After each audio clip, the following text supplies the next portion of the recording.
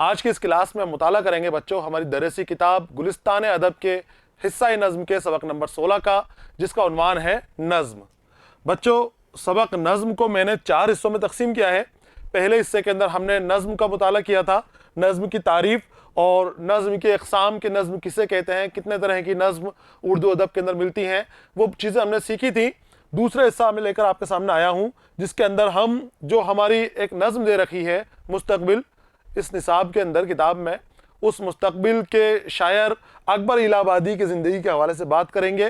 تیسرے حصے کے اندر ہم نظم مستقبل کا مطالعہ کریں گے، مستقبل کے لیے کس طرح کی پیشن گوئیاں اکبر الہ آبادی نے کی ہیں ان کے بارے میں ہم جانیں گے، اور جو چوتھا حصہ اس سبق کا ہوگا اس کے اندر ہم مستقبل سے متعلق سوالاتوں کے جوابات حاصل کریں گے۔ تو ہم شروع کرتے ہیں سبق کا دوسرا حصہ، اکبر الہ آبادی کا تعارف۔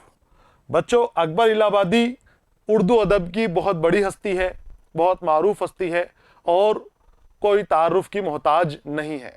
طنز و مزاح کے آپ شاعر تھے، اور وہ شاعر تھے کہ جنہیں دلدار شاعر کہا جاتا ہے، جنہیں دمدار شاعر کہا جاتا ہے۔ آپ شاعری کے اندر کسی سے نہیں ڈرتے تھے، طنز و مزاح کی شاعری آپ کرتے تھے، اور اپنے طنز کا نشانہ آپ نے اپنے دور کی اہم ہستیوں کو بنایا۔ آپ نے مولوی ملاؤں کے اوپر بھی طنز کیا، آپ نے لیڈروں کے اوپر بھی طنز کیا، آپ نے انگریز حکومت تک کے اوپر طنز کیا۔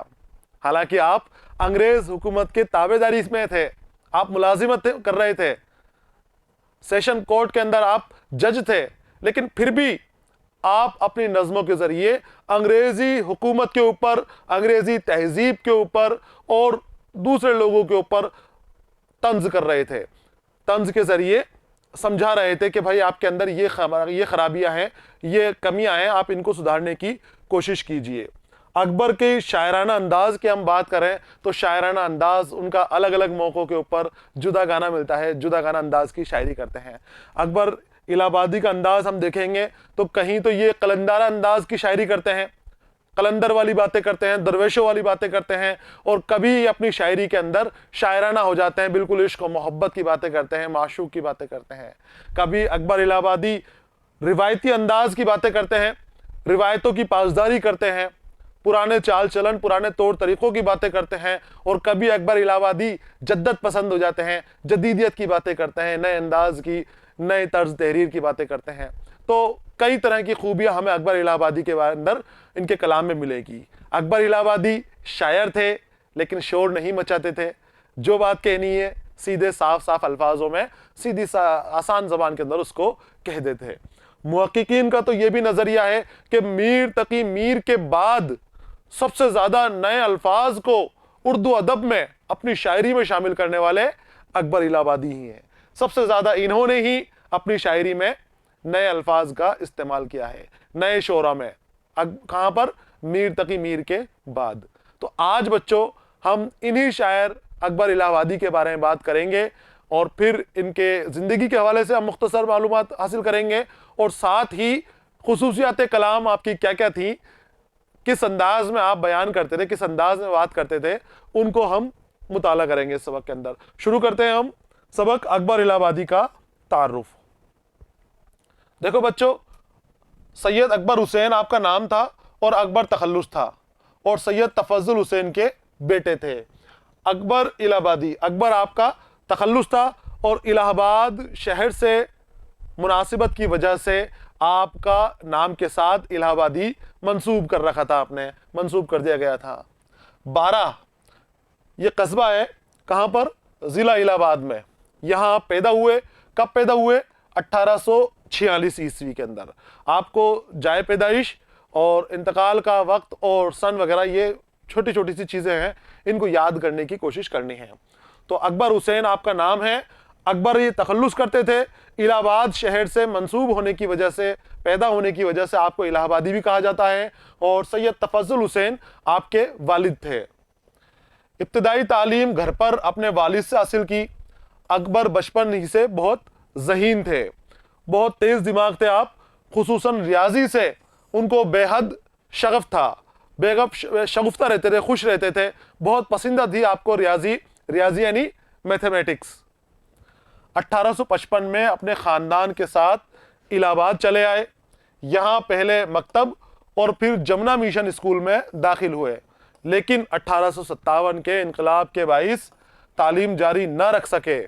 ذہین تھے، پڑھنا چاہتے تھے اور کوشش بھی کری آپ نے پڑھنے کی، شروعاتی تعلیم آپ نے حاصل کر لی، آگے کی تعلیم حاصل کرنے کی کوشش کر ہی رہے تھے۔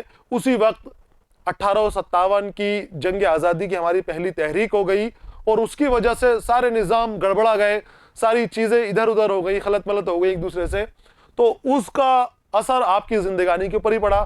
آپ کی جو شروعاتی تعلیم ہے وہ باقاعدہ طریقے سے مکمل نہیں ہو سکی۔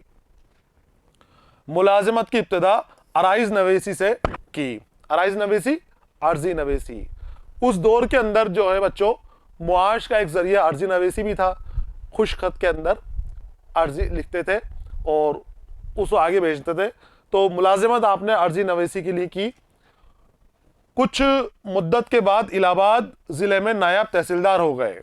عرضی نویسی سے آپ نے شروعات کی، عرائض نویس بنے آپ، اور تھوڑے دنوں بعد ہی آپ الہ آباد ضلع کے اندر ہی نائب تحصیلدار کے حیثیت سے آپ کا تقرر ہو گیا۔ ہائی کورٹ کی وکالت کا امتحان پاس کیا، امتحان پاس کر کے وکالت کا پیشہ اختیار کیا۔ ایک ملازمت پہ تھے لیکن رکے نہیں، ذہین تھے، آگے بڑھنے کی تمنائیں آپ کے دل کے اندر تھیں، جستجو ہوئی، تو وکالت کا پیشہ آپ نے اختیار کر لیا، وکالت کی پڑھائی کی، اور منصف کے عہدے پر بھی مامور رہے۔ منصف یہ ہے، یہاں پر منصف جج کو کہا جاتا ہے۔ 1894 میں انہیں حکومت سے خان بہادر کا خطاب ملا۔ 1903 میں قبل از وقت پینشن لے کر علمی زندگی بسر کرنے لگے۔ 1894 کے اندر آپ کو حکومت سے اس وقت خطاب دیتی تھی حکومت، اور خان بہادر کا آپ کو خطاب دیا گیا۔ 1903 میں آپ نے وقت سے پہلے ہی پینشن لے کر اور علمی ادب کی زندگی کے اندر اپنا گزارا کرنے لگے، شعر و شاعری کے اندر پوری طرح سے شروع ہو گئی۔ اکبر کی زندگی کا آخری زمانہ ذہنی اور جسمانی تکالیف اور پریشانیوں میں گزرا۔ آخری جو وقت تھا آپ کا بہت تکلیفوں میں، بہت پریشانیوں میں گزرا۔ اس کی وجہ یہ تھی کیونکہ آپ کو 2 شادیاں آپ نے کی تھیں، لیکن آپ کے فطرت ہی حسن و عشق والی تھی، محبوب والی تھی، عاشق والی محبت تھی، اور کئی جگہ انہوں نے اپنی شاعری کے اندر قبول بھی کیا ہے، تو اس وجہ سے اپنی حسن و عشق کی پرستش کی کیفیت کی وجہ سے آپ کو سکون نہیں مل پایا تھا، اور آخری زندگی آپ کی بیماریوں کے اندر کٹی، جسمانی تکالیف اور پریشانیوں میں گزرا۔ 75 برس کی عمر میں الہ آباد میں ہی ان کا انتقال ہو گیا۔ اکبر نے شاعری کی ابتدا غزل گوئی سے کی تھی۔ ہم نے ابھی پیچھے اکبر الہ آبادی کی زندگانی کے حوالے سے بات کی تھی، اور اب ان کی خصوصیات کلام کے بارے میں ہم بات کر رہے ہیں۔ تو اگر شاعری کے بارے میں بات کریں کہ ابتدا کہاں سے ہوئی، تو ابتدا آپ نے غزل گوئی سے کی ہے۔ کلام پر اصطلاح غلام حسین وحید سے لی، جو آتش کے شاگرد تھے، یعنی آپ نے اساتذہ بھی اعلیٰ درجے کے چنے۔ آتش بہت بڑا نام ہے اردو ادب کا، آتش کے شاگرد سے آپ نے اپنا استاد بنایا آتش کے شاگرد کو۔ اکبر کے کلام میں غزلوں کی تعداد کافی ہے، لیکن ان کی انفرادیت کا کمال ان کی طنزیہ اور مزاحیہ شاعری میں نمایاں ہوتا ہے۔ طنز و مزاح، میں نے آپ کو پہلے بھی بتایا تھا بچوں کہ طنز و مزاح اردو ادب کے اندر کوئی مکمل صنف نہیں ہے، کوئی کامل صنف نہیں ہے، لیکن شاعری کے اندر طنز و مزاح کا اثر الگ ہی نظر آتا ہے، الگ ہی صنف کی طرح اس کی حیثیت نمودار ہو جاتی ہے۔ طنز و مزاح کے اندر بچوں طنز کیا جاتا ہے، طنز کے ذریعے مزاح لیا جاتا ہے، تانا مارا جاتا ہے، تانے کے ذریعے ہنسی مذاق ٹھٹولی کی جاتی ہے، ہلکا ہلکا سا مذاق کیا جاتا ہے۔ لیکن طنز و مزاح کی جو شاعری ہوتی ہے، اس کا مقصد تانا مارنا نہیں ہوتا، طنز مارنا نہیں ہوتا۔ اس شاعری کا مقصد کیا ہوتا ہے؟ اس شاعری کا مقصد ہوتا ہے سامنے والے کی اصلاح کرنا۔ طنز کے ذریعے تانا مار کے سامنے والے کی کمیوں کو باہر نکالا جاتا ہے، سامنے والے کی کمیوں کو نمودار کیا جاتا ہے۔ جس کی بھی طنز کیا جا رہا ہے، جس کے بھی لیے، جس کے اوپر بھی شاعری کی جا رہی ہے، چاہے معاشرے کے لیے ہو، چاہے لیڈروں کے لیے ہو، چاہے کچھ اور حکمرانوں کے لیے شاعری کی جا رہی ہے، کہ جب پڑھتے ہیں تو ہمیں مزہ آتا ہے، तंज़ व मज़ा की शायरी की खास बात है कि हमें पढ़ते हुए हंसी आएगी, मज़ा आएगा, लेकिन हंसी और मज़े के साथ साथ, हंसने के साथ साथ कारी एक गहरे तफक्कुर में डूब जाता है, गहरी फिक्र में, गहरी सोच में डूब जाता है कि क्या हमारे ये हाल हो गए हैं। तो वही तंज़ व मज़ाक के जरिए इस्लाह की जाती है। सामने वाले के मजाक के जरिए, सामने वाले के मजाक के जरिए उसकी कमी बताई जाती है, उसके ऐबों को बाहर निकाला जाता है, सामने नमूदार कर दिया जाता है। और सीधे सीधे बात भी नहीं की जाती। सीधे सीधे अगर कह दें तो हो सकता है उसको बुरा लग जाए, उसका दिल दुख जाए, दिल टूट जाए। तो शायरी के जरिए, इस्तिआरों के जरिए, तशबीहों के जरिए वो बात उसके ऊपर रखकर कही जाती है और सामने वाले की इस्लाह भी जाती है, उसको समझ में भी आ जाता है कि हाँ मेरे अंदर ये कमी है और ये शायर साहब मेरे बारे में ही बात कर रहे हैं, मुझे अपनी इस्लाह करनी चाहिए। और वो अपनी इस्लाह के ऊपर लग जाता है, अपने उन अयूबों को सही करने के अंदर लग जाता है, अपनी कमियों को पूरा करने के अंदर शख्स लग जाता है। ये होती है तंज़ व मज़ा की शायरी। और अकबर इलाहाबादी का तंज़ व मज़ा के अंदर खास मुकाम है। अगर मज़ाहिया शायरी या तंज़ व मज़ा की शायरी का नाम लिया जाएगा तो अकबर इलाहाबादी का नाम पहले वहां पर आएगा, क्योंकि बहुत बड़े शायर हैं। उनकी शायरी महज हंसने हंसाने का जरिया नहीं, उन्होंने उसे इस्लाह कौम की एक मौसर हथियार के तौर पर इस्तेमाल किया। मैंने आपको बताया तंज़ व मज़ा का मकसद सिर्फ तंज करना नहीं होता, सिर्फ मजा लेना नहीं होता, हंसी ठिठोली नहीं होता, ताना मारना नहीं होता, उसका मकसद पीछे इस्लाह का होता है। तो वो कौम की इस्लाह किया करते थे अपनी नज़मों के जरिए, तंज़ व मज़ा की नज़मों के जरिए अपने कौम की, अपने मुआशरे की, समाज की इस्लाह करते थे। जो बुराइयां हैं, जो काम हो रहे हैं, क्योंकि अकबर इलाहाबादी उस दौर के अंदर थे कि जब अंग्रेजी तहजीब हमारी तहजीब के ऊपर चढ़ रही थी, हमारी तहजीब को अपने आप से ढकने की कोशिश कर रही थी। जो हमारे नौजवान हैं वो अंग्रेजी तहजीब को पसंद करने लगे थे, वहां की चीजों को अपनाने के अंदर वो फख्र महसूस करते थे, चाहे वो वहां की बोलचाल हो, चाहे जुबानें हो वहां की, चाहे वहां लिबास पहनने के अंदाज हो, चाहे वहां के बाल वगैरह रखने के अंदाज हो, हर चीज में मुआशरे के लोग, नौजवान मगरिबी तहजीब की तकलीद करने में लगे हुए थे, मगरिबी तहजीब की नकल करने में लगे हुए थे। अकबर इलाहाबादी ने वो चीज देखी और तंज के जरिए उनको समझाने की कोशिश की कि ये फालतू की बातें हैं, ये खराब चीजें हैं, क्यों इनके अंदर पढ़ रहे हो, वो तहजीब हमारे बराबर नहीं है, वो तहजीब खराब है, वो बर्बाद तहजीब है, जिसको तुम ऊंचे मायार की, ऊंची पाए की तहजीब कहते हो, वो हमसे नीचे है, वो उस तहजीब को सही तहजीब नहीं कह सकते। हमारी तहजीब जो है वही सही तहजीब है और उसी की पैरवी, उसी की तकलीद तुम्हें करनी चाहिए। नई नस्ल की अपनी मजहबी और तहजीबी रिवायात से बेगानगी, नौजवानों की बेहरार हुई, औरतों की बेजा आज़ादी खुसूसियत के साथ अकबर के तंज का निशाना बनी।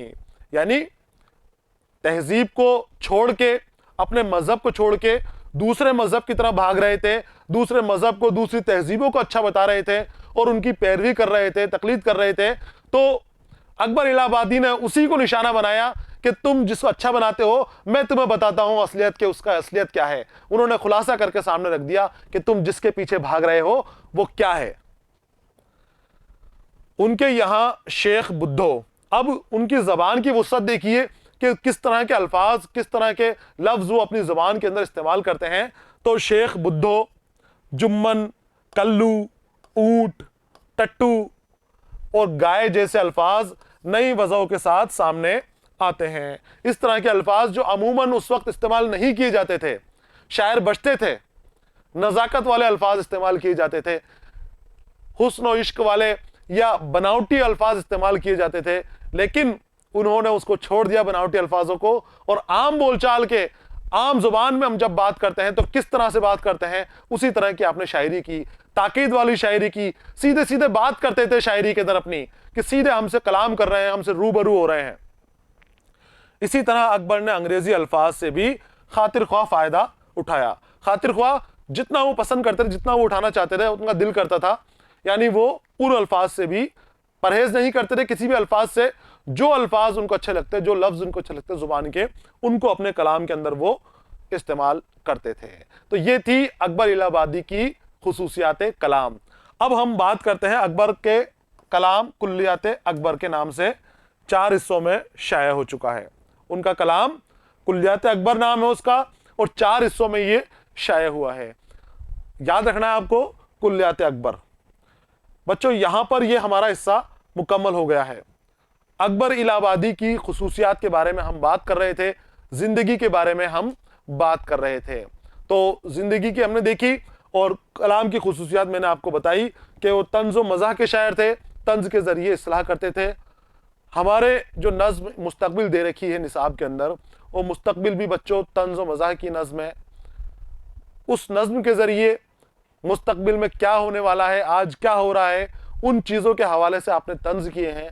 तंज करते करते समझाया है कि आज ऐसा हो रहा है तो कल कैसा हो जाएगा, किस तरह के हालात हो जाएंगे, किस तरह के तुम्हारे सामने परेशानी आएंगी, किस तरह से तुम्हारे अकायद के ऊपर रोशनी, अकायद के ऊपर परेशानी आएंगी, अकायद के ऊपर क़यामत आ जाएगी, बरपे जाएंगे, परेशान किया जाएगा, नए नए तरीके आ जाएंगे, शरीफों को शरीफ नहीं समझा जाएगा, जालिमों को शरीफ समझा जाएगा, जो बेईमान हैं, चोर हैं, डाकू हैं, उनकी इज्जत की जाएगी, और जो इज्जतदार लोग हैं उनको रुस्वा किया जाएगा, उनकी तरफ कोई ध्यान नहीं दी जाएगा। इस तरह की बहुत सारी बातों की तरफ अकबर इलाहाबादी ने ध्यान दिलाया है। और उस वक्त के नजरिए से देखें तो वो पेशन गोइयां आज सही भी साबित हो रही हैं। बहुत सारी तो उनकी पेशन गोइयां जो नज्म मुस्तकबिल में की हैं साबित हो गई, सही साबित हो गई, और कुछ सही साबित होने वाली हैं जो हमें नजर आ रही हैं कि हाँ अभी नहीं हुआ, लेकिन आने वाले वक्त पे इस तरह की चीज हमारे सामने आ सकती है। बहुत सारी चीजों के बारे में बात की है। तो हम अगले हिस्से के अंदर नज्म मुस्तकबिल का मुताला करेंगे और उसमें देखेंगे कि अकबर इलाहाबादी मुस्तकबिल के लिए किस तरह के ख्यालात रखते हैं, मुस्तकबिल की किस तरह से क्या क्या पेशन गोइयाँ उन्होंने की हैं, और कौन कौन सी पेशन गोइयाँ उनकी सच साबित हो गई। तो सबक के इस हिस्से के साथ ही बच्चों यहाँ पर ये मुकम्मल हो गया है। अगले हिस्से के साथ मैं फिर आपके सामने हाजिर रहूंगा। तब तक के लिए इजाज़त दीजिए। पढ़ते रहिए, खुश रहिए। अलविदा।